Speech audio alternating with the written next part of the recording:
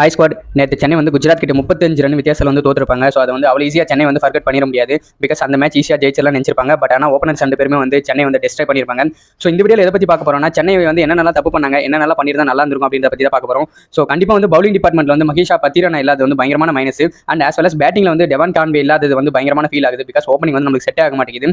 Bowlers வந்து ஷர்துல் தாகூரும் துஷார் தேஷ்பாண்டே மட்டும் தான் ஓரளவுக்கு பர்ஃபார்ம் பண்ணாங்க. ஸோ ருத்ராஜ் கைக்வாட் கிட்ட என்ன நம்ம வந்து மைனஸாக பார்க்குறோம்னு பார்த்தீங்கன்னா, மெயினாக அவர் வந்து ஸ்பின்னர்ஸ் வந்து யூஸ் பண்ண மாட்டேங்கிறாரு. ஸ்பின்னர்ஸ் நம்ம டீமில் quality spinners middle Santner, Moeen Ali, Ravindra Jadeja இவங்களெல்லாம் இருக்காங்க. பட் இருந்துமே வந்து சீமர்ஸ் மட்டும் தான் நம்புறாரு. ஸோ இது வந்து மிகப்பெரிய ஃபெயிலியர்னு நினைக்கலாம்.